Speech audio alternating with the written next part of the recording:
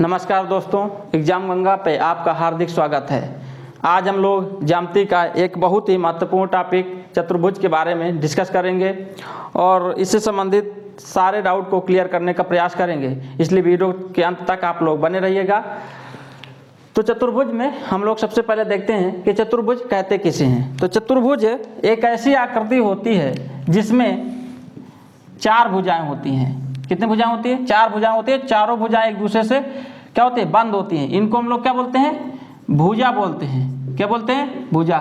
इसके अतिरिक्त चतुर्भुज के अंदर चार कोण होते हैं। कितने कोण होते हैं? चार कोण। इनको हम लोग क्या बोलते हैं? कोण बोलते हैं। और हाँ, चतुर्भुज हमारा किसी भी प्रकार का हो, इसके सभी अंतःकोणों का योग, अंतःकोणों का योग का मतलब जैसे मान लीजिए ये x डिग्री हमने मान लिया, इसको हमने y डिग्री मान लिया, इसको z डिग्री मान लिया और इसको मान लीजिए p डिग्री मान लिया। तो इन सभी कोणों का जो योग होगा वो कितना होगा बताइए? वो होगा आपका 360 डिग्री। इसके अतिरिक्त चतुर्भुज में ही दो विकर्ण होते हैं। कितने विकर्ण होते हैं? दो विकर्ण होते हैं। तो हमने क्या देखा चतुर्भुज में? चतुर्भुज एक ऐसी आकृति होती है, चतुर्भुज एक ऐसी बंद आकृति होती है जिसमें चार भुजाएं होती हैं, चार कोण होते हैं, दो विकर्ण होते हैं और सभी अंतःकोणों का जो योग होता है वो 360 डिग्री होता है। ठीक है। अब बात आती है कि चतुर्भुज कितने प्रकार के होते हैं। तो देखिए, चतुर्भुज कई प्रकार के होते हैं, जिसमें समलंब चतुर्भुज होता है जिसको हम लोग क्या बोलते हैं? ट्रेपेजियम बोलते हैं। समांतर चतुर्भुज होता है जिसको हम लोग पैरेललोग्राम बोलते हैं। आयत होता है जिसको रेक्टेंगल बोलते हैं। समचतुर्भुज जिसको हम लोग राम्बस बोलते हैं। वर्ग, स्क्वायर और काइट, पतंगाकार चतुर्भुज भी हम लोग इसको बोलते हैं। तो कुछ लोगों को ये पता ही नहीं रहता कि कौन सा समलंब, कौन सा समांतर, कौन सा आयत। आयत और वर्ग के बारे में ज़्यादातर लोग पहचानते हैं, समझते हैं, लेकिन बाकी जो चतुर्भुज होते हैं उसमें थोड़ा उनको समझने में परेशानी होती है। तो एक एक चतुर्भुज को आप लोग सही से देखिएगा। तो सबसे पहले हम लोग शुरू करते हैं समलंब चतुर्भुज के बारे में। यदि आप इसका स्क्रीनशॉट लेना चाहें तो ले सकते हैं। ठीक है, फिर हम लोग आगे देखते हैं। इसका भी लेना चाहें तो ले लीजिए। तो पहला चतुर्भुज हम लोग देखेंगे समलंब चतुर्भुज। क्या? समलंब चतुर्भुज। समलंब चतुर्भुज या ट्रेपेजियम एक ऐसा चतुर्भुज होता है जिसमें कोई भी दो भुजाएं आपस में क्या हों? समांतर हों। जैसे मान लीजिए ये एक चतुर्भुज है ABCD और मैं कह दिया कि जो AB है ये समांतर है CD के। भले मैं कहूँ कि AB बराबर है CD के या नहीं है, बराबर हो या ना हो, बस हमने ये कह दिया कि जो AB है वो समांतर है CD के। ठीक है। और BC और AD बराबर हूँ या समांतर हूँ ये जरूरी नहीं है। ठीक है। बस कोई भी दो भुजा अगर आपस में समांतर हैं तो हम कहेंगे कि कैसा चतुर्भुज है? ये समलंब चतुर्भुज है। और इसके जो विकर्ण होते हैं, विकर्ण कौन कौन से विकर्ण है? एक है BD और दूसरा विकर्ण है हमारा AC। ये एक दूसरे को विभाजित करते हैं। क्या करते हैं? विभाजित करते हैं। और समलंब चतुर्भुज के सभी अंतःकोणों का योग भी कितना होगा? 360 डिग्री। दूसरा हमारा होता है समांतर चतुर्भुज, जिसको हम लोग क्या बोलते हैं? जिसको हम लोग बोलते हैं पैरेललोग्राम। समांतर चतुर्भुज। तो इसकी क्या खासियत होती है? ये कहता है हम खाली दो भुजाओं हमारी समांतर हो जाए इससे हम संतुष्ट नहीं होंगे, बल्कि क्या होगा कि ये कहता है कि दोनों भुजाएं समांतर तो हों, दोनों भुजाएं मतलब आमने, जैसे हमने बोल दिया कि ABCD, इसमें ये कहता है कि AB ये समांतर हो किसके? CD के। और साथ में ये भी कहता है कि जो AB है ये बराबर भी हो किसके? CD के। इसी प्रकार BC ये समांतर होना चाहिए किसके? AD के। और BC ये बराबर भी होना चाहिए AD के। और इसके जो विकर्ण होते हैं वो एक दूसरे को समद्विभाजित करते हैं। समद्विभाजित करने का मतलब कि जैसे मान लीजिए यहाँ से इसको O मान लेते हैं, तो O से C तक की जो दूरी होगी और O से A तक की जो दूरी होगी वो आपस में क्या होगी, बराबर होगी। इसी तरह O से B तक की दूरी और O से D तक की दूरी भी आपस में क्या होगी, बराबर होगी।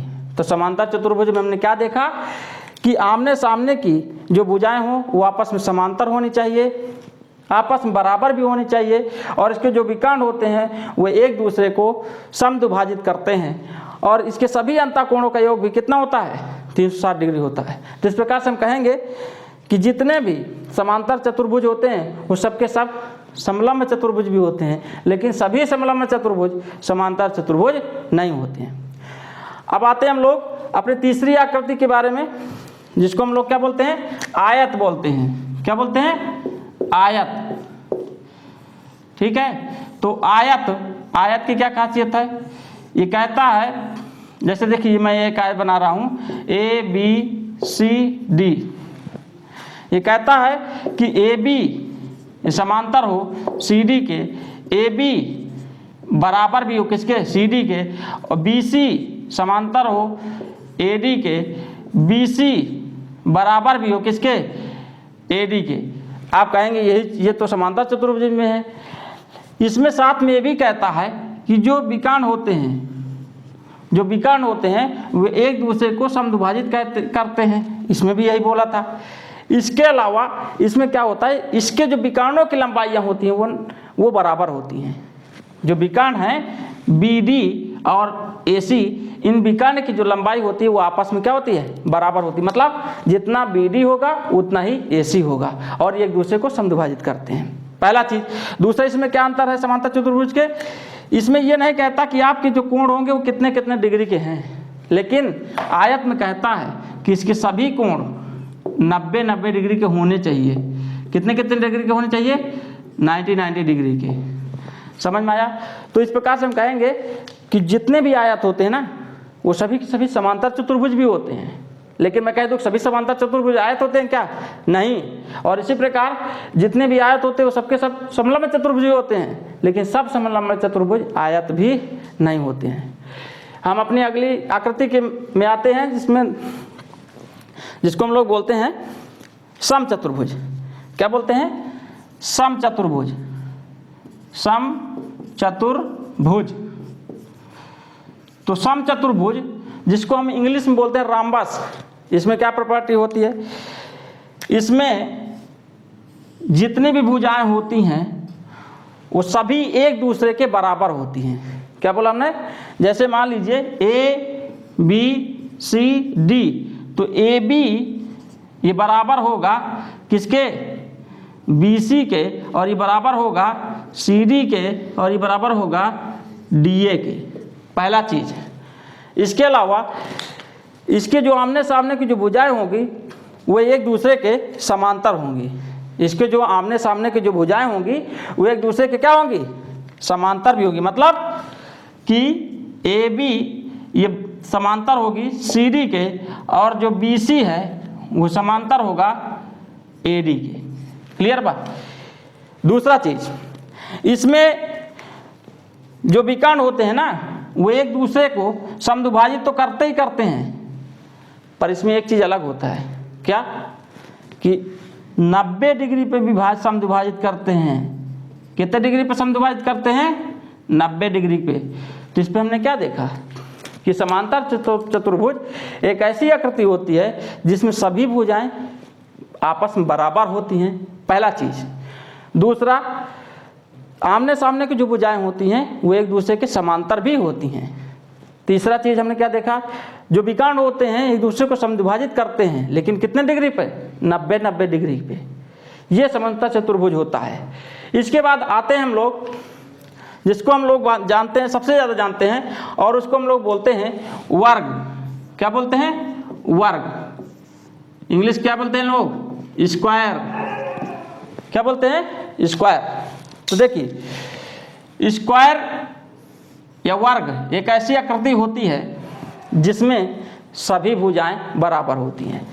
तो मान लीजिए हमने एक आकृति बताया ABC और D, तो क्या कहेंगे, AB बराबर BC बराबर CD बराबर DA। तो आप कहेंगे यही चीज़ तो आपने इसमें भी कहा था। इसके अलावा इसमें हमने ये चीज़ नहीं बोला कि इसके जो विकर्ण होते हैं वो आपस में बराबर होते हैं। वर्ग की पहली प्रॉपर्टी कि इसके दोनों विकर्ण एक दूसरे के बराबर होते हैं और एक दूसरे के ये भी 90-90 डिग्री पे समद्विभाजित करते हैं। कितने कितने डिग्री पे? 90-90 डिग्री पे। ठीक है। और दूसरी सबसे बड़ी प्रॉपर्टी इसमें ये भी होती है कि इसके भी सभी कोण, सभी अंतःकोण कितने कितने डिग्री के होते हैं? 90-90 डिग्री के होते हैं। तो इस प्रकार से हम बोल सकते हैं कि जितने भी स्क्वायर होते हैं वो के सभी राम्बस भी होते हैं, और जितने भी स्क्वायर होते हैं वो सभी के सभी आयत भी होते हैं, और जितने भी स्क्वायर होते हैं वो सभी के सभी समांतर चतुर्भुज होते हैं, और जितने भी स्क्वायर होते हैं वो सभी के सभी समलंब चतुर्भुज भी होते हैं। लेकिन ये सब जरूरी नहीं कि वर्ग हों। बात समझ में आई? तो स्क्वायर के बारे में हमने क्या समझाया कि स्क्वायर एक ऐसी आकृति होती है जिसमें सभी भुजाएं आपस में बराबर होती हैं।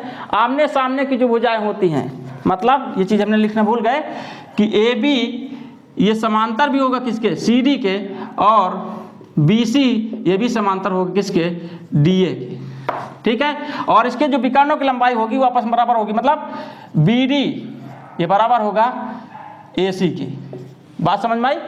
तो स्क्वायर एक ऐसी आकृति होती है जिसमें सभी भुजाएं एक दूसरे के बराबर होती हैं, विकर्णों की लंबाइयां भी आपस में बराबर होती हैं, और जो विकर्ण होते हैं एक दूसरे को 90 डिग्री पर विभाजित करते हैं। सभी कोण 90-90 डिग्री के होते हैं, और जितने भी टाइप के हमने आपको चतुर्भुज बताए हैं इनमें सभी के अंतःकोणों का योग हमेशा 360 डिग्री होगा। ठीक है। और लास्ट में हम लोग डिस्कस करते हैं काइट के बारे में। इसमें सिंपल से कुछ नहीं, जिसको हम लोग बोलते हैं काइट। क्या बोलते हैं? काइट। तो देखिए ये बिल्कुल पतंग के आकार का ही होता है। इसमें क्या होता है, ये भुजा इस भुजा के बराबर होती है, ये भुजा इस भुजा के बराबर होती है, और ये जो कोण होता है वो इस कोण के बराबर होते हैं, और इसमें भी दो डायगोनल होते हैं जो एक दूसरे को विभाजित करते हैं। विभाजित करना और समद्विभाजित करने में अंतर ये होता है, समद्विभाजित करने का मतलब होता है कि दो बराबर भागों में विभाजित कर देना, जबकि विभाजित करने का मतलब सिंपल सा कट कर देना। तो आशा करते हैं कि आपको पूरा चीज़ समझ में आएगा। और देखिए अगर आप स्क्रीनशॉट लेना चाहें तो ले सकते हैं, एक बार पूरी तरह से आप ले लीजिए। सारे चतुर्भुज के बारे में हमने समझाया है। ठीक है। और अगर आपको हमारा वीडियो अच्छा लगा हो तो आप शेयर कीजिए, सब्सक्राइब कीजिए, हमारा सपोर्ट कीजिए। Thank you.